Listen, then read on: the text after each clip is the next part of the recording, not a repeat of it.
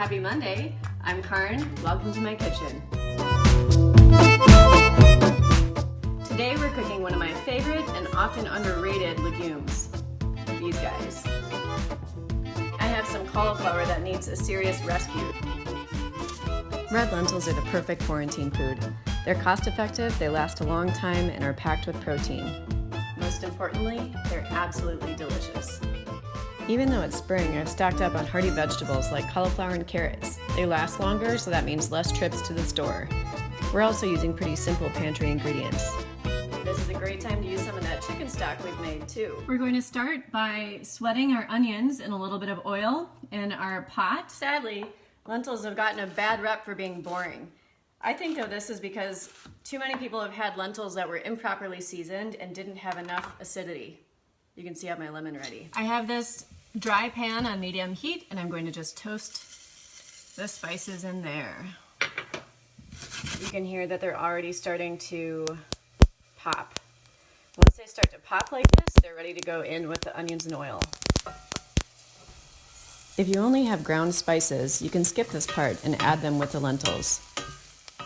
Now we're going to add our lentils.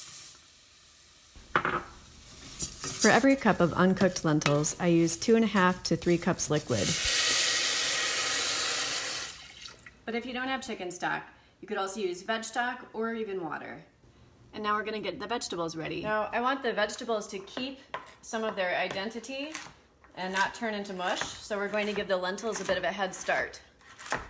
We're looking for the lentils to start to break down and soften before we add the vegetables. It will probably take at least 20 minutes for the lentils to get to the point that we want them to be at. You'll actually notice that they start to be less of an orange and more of a yellow. You can see that the lentils are just starting to break down and get tender.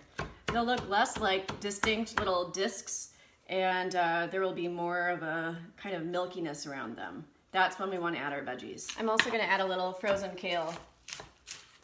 This is what we're looking for. I've already added the carrots and kale, now I'm adding cauliflower. We want this to be thicker than a soup, so only add extra liquid if you need it.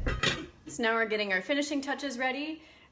We'll season with some more salt, some black pepper. We've got cilantro and parsley, some chopped peanuts, lemon wedges, which is crucial. And last but not least, now that I remember how to use a can opener, I'm going to add coconut milk. This is going to add a really nice creaminess and a little bit of a sweet contrast to the lentils. And extra bonus, that makes this a dairy-free dish. If there's a lot of separation in the coconut milk, you can just give it a little whisk. So this is great. The texture of the lentils is really nice. It's a little bit starchy like a bean, but fully cooked.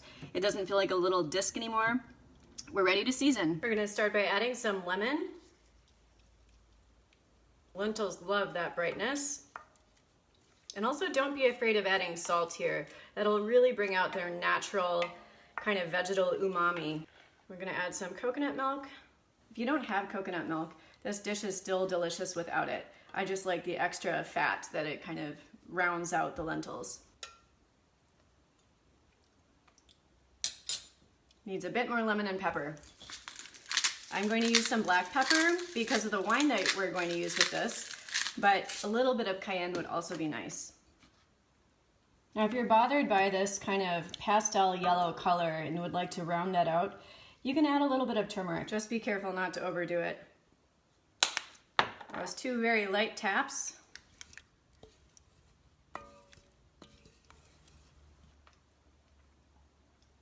Well, my friends, we've got lentils. With the warm spices and unctuous body from the coconut milk, this savory lentil dish will be perfectly complemented by the bright Pinot Gris from Elk Cove Vineyards in Willamette Valley. Erin's going to tell you more about it.